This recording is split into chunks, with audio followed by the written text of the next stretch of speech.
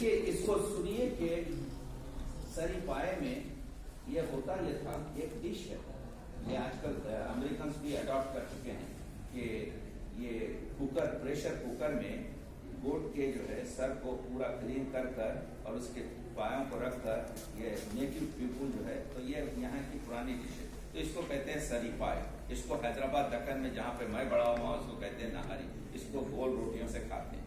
کسی نے بھیج دیا، غالب کھا چکے، ہاتھ میں قلم لیا، سنیے۔ غالب کی زبان ذرا مشکل ہے، ٹرانسلیٹ کر لوں گا۔ جود و کرم کے دسترخوان کا، ظرف کا آپ کی خدمت میں یہ عرض کرتا ہے، یعنی آپ کے محبت سے جو آپ نے مجھے بھیجا ہے، آپ کی خدمت میں کہنا چاہتا ہوں، سری پائے پہنچے اور کام جاں کو محبوبوں کے تبسم شورانگیز کی لہر میں پھوٹ پھوٹ کر دیا، اور جو مزہ تھا میری جان کا اس کو جو ہے چند برابر کر دیا۔ اچھا، ہیڈ کے اندر دماغ ہوتا ہے، برین ہوتا ہے، دماغ کو بھی طاقت دی اور ہاتھ پاؤں کو بھی توانائی بخشی۔ سری پائے میں برین بھی ہوتا ہے، ہاتھ بھی۔ اس کا گودا یعنی اس کا میرو خمیر کی لطافت میں نفسانی خواص کے اضافے کا سرمایہ ہے، یعنی اس کے اندر کا جو میرو ہے وہ برین کی سائیکالوجی کے لیے جو ہے یعنی اس کو بڑھاتا ہے۔ نہیں، میں نے غلط کہا، زندگی کے چراغ کے تیل کا مادہ ہے۔ اس معدے کے سیکریشن اس کے شوربے کی روانی کا سناخہ ہے۔ اس کی سناخانی کر رہے ہیں معدے کے سیکریشن، کیا زبردست شوربہ۔ آنتیں اس کی لذت کی تسبیح پڑھ رہی ہیں۔ روٹی کیونکہ گول ہوتی ہے، سپر کی جو ہوتی ہے، ڈھال جو ہوتی ہے وہ بھی گول ہوتی ہے۔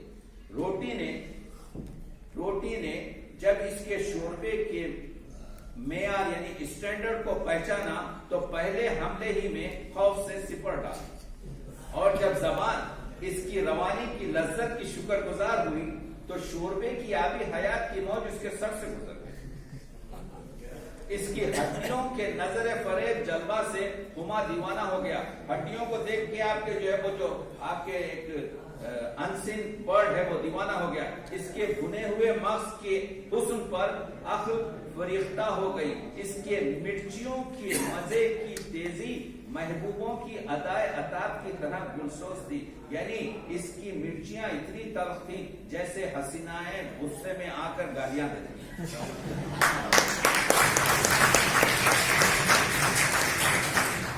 اس کے ہڈیوں کے چٹکنے کی آواز چنگ و رباب کے نغمے کی طرح سامع نواز تھی۔ جب اس کی ہڈیاں چٹکتی تھی تو ایسا معلوم ہوتا کوئی طبلہ بجا رہا ہے۔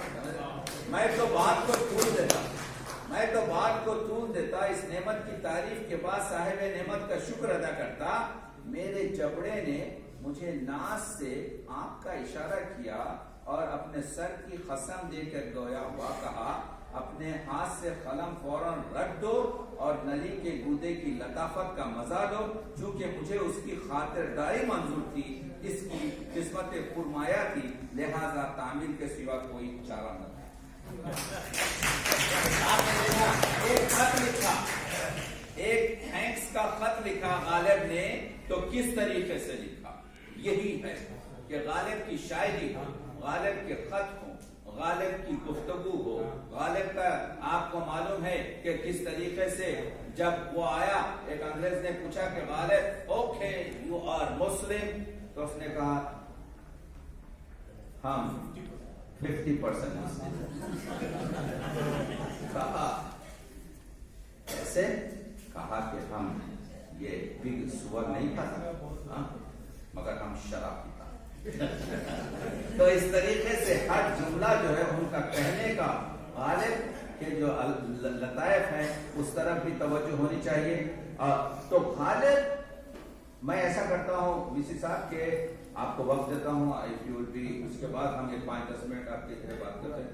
اچھا، تو غالب کا مسئلہ یہ ہے کہ جس طریقے سے بات چیت کرتے ہیں غالب، تو میں یہ بتانے کی کوشش کر رہا ہوں کہ ہم نے غالب کے ساتھ انصاف نہیں کیا۔ دیکھیے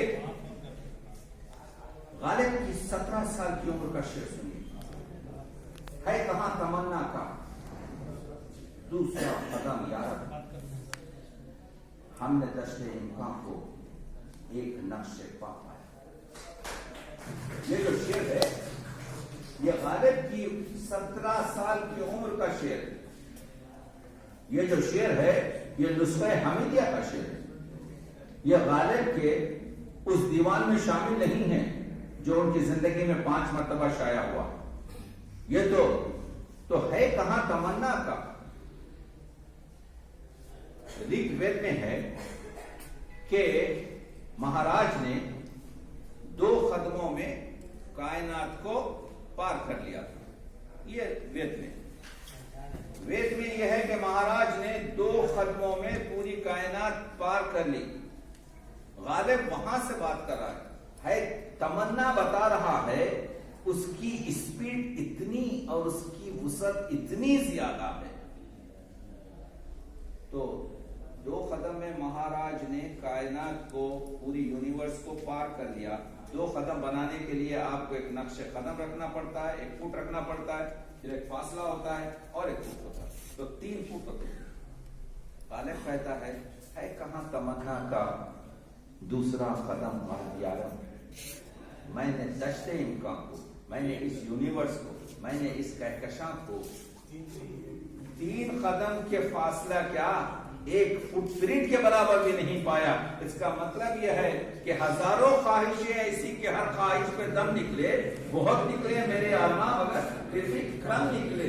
تو جس طریقے سے غالب نئے طریقے کا سملی اور جس طریقے سے استعارے کی بات کرتا ہے وہ غالب کا کمال ہے. غالب یہ پوچھتے ہیں، 1000 جگہ آپ دیکھتے ہیں کہ ان کے جو اشعار ہیں نا، چلتا ہوں تھوڑی دور ہر ایک تیز رو کے ساتھ. غالب کہہ رہے ہیں میں تھوڑی دیر ایک تیز رو، یعنی اس کو ایسا سمجھے پہچانتا نہیں ہوں ابھی راہبر کو میں. یعنی راہبر اس کو کہتے ہیں، گائیڈ وہ ہے جو آپ کے راستے میں آگے رہتا ہے.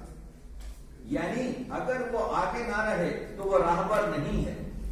تو کہتے ہیں چلتا ہوں تھوڑی، یعنی یوں سمجھیے اس شعر کو سمجھنے کے لیے کہ آپ ایک روڈ پر جا رہے ہیں مگر آپ کی اسپیڈ اتنی تیز ہے کہ کچھ سیکنڈ کے لیے آپ سائیکل آپ کے ساتھ ہو جاتی، اس سے تیز موٹر سائیکل آپ کے ساتھ ہو جاتی، اس سے تیز ٹرین آپ کے ساتھ ہو جاتی ہے، ہر ایک پیچھے ہٹ کے چلی جاتی ہے کیونکہ آپ کی اسپیڈ تیز ہے.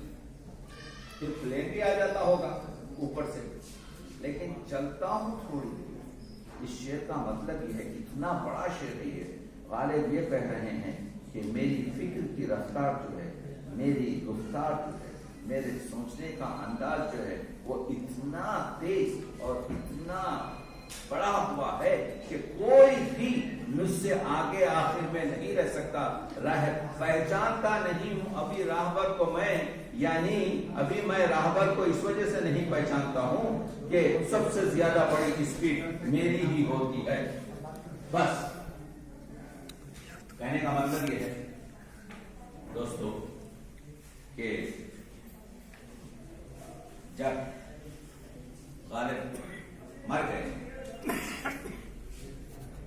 اس سے پہلے ایک چیز کہتا ہوں کہ غالب نے کہا تھا کہ میں اندلی پہ گلشن نافریدہ ہوں. میں ایک ایسا بلبل ہوں جو جس کا گلستان نہیں بنایا گیا. تو سوال یہ ہے غالب سے، تو پھر تو کیوں رہا جب تو جانتا ہے کہ تجھ کو لوگ نہیں سمجھ سکتے؟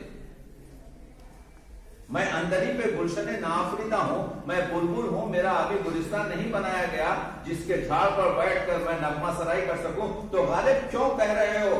پہلے مصرے میں کہہ دیتے ہیں، ہوں گرمیے نشاط تصور سے نغمہ سرائی. یہ جو میرے سینے میں جو خیالات، یہ میرے سینے میں، یہ میری فکر میں، یہ میرے بدن میں جو خیالات اور دل میں ہیں، جس کے جذبے سے، جس کی گرمی سے، جس کی حرارت کی وجہ سے میں یہ شعر اگل رہا ہوں. ورنہ ہوں گرمی نشاط تصور سے نغمہ سنج، میں اندلی پہ گلشن نافریدہ، ورنہ ابھی میرا گلشن نہیں بنایا گیا ہے. ابھی भी लोग मुझे पूरी तरीके से नहीं समझ सके हैं।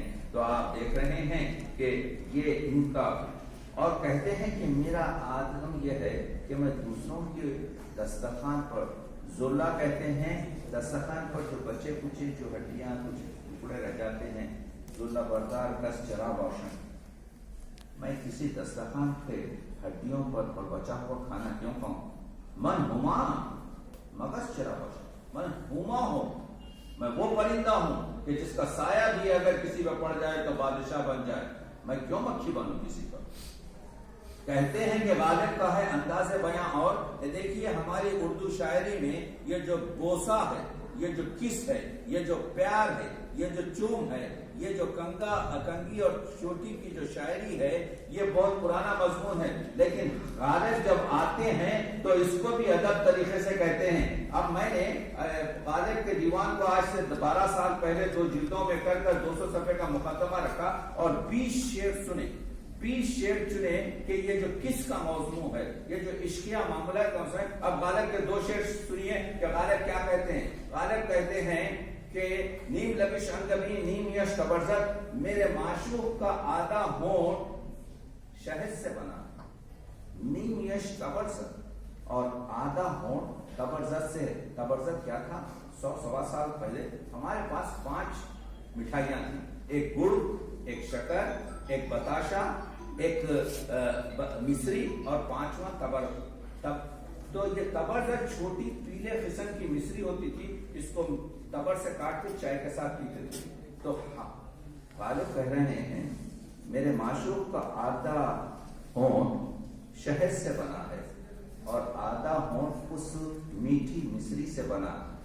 आपको मालूम है जो मक्खी शहद पे बैठती है मजा तो लेती है, लेकिन वो मजा उसका आखिरी मजा होता है, उसके बाद से उड़ नहीं सकती। लेकिन जब शहद जो मक्खी बैठती है मिश्री पे, तो कह रहा है गालिब नीम लबिश अंगमी नीम यश तबरजत, मेरे माशूक का आधा होंठ मिश्री से बना है, आधा होंठ शहद से बना है। मन बवफा मुर्दा, मैं वफा करके उस हिस्से पे बैठ गया जिसपे शहद था। रकीबम दर्जत, रकीब मजा भी लिया और उड़ भी गया। तो अब ये किसके मौजू को, बोसे के मौजू को जो गालिब कहता है उसका अंदाज भी अलग है। खजूर जो है मीठा, और खजूर से जो बनती है शराब उसको नबीस कहते हैं, वो बहुत कड़वी होती है। तो गालिब कहते हैं एक शेर में कि माशूक अगर कहे आपसे, लवर आपसे कहे कम एंड हैव ए किस, यानी खुद माशूक अगर बोसे को कहे कि आके ले ले, तो उसका मजा खजूर की तरह से है, यानी मीठा है मगर वो खाने के 1 मिनट के बाद खत्म हो जाता है। लेकिन वो बोसा जो आप जबर से यानी माशूक से पिटते हुए, मार खाते हुए, लपटते हुए लेते हैं, वो नबीस की तरह है। कड़वा तो है मगर उसका असर बहुत ज्यादा देर तक रहता है, जमाने तक रहता है। मगर मैं ये कह रहा हूँ डोंट ट्राई दैट वन, क्योंकि ये 21वीं सदी में ऐसा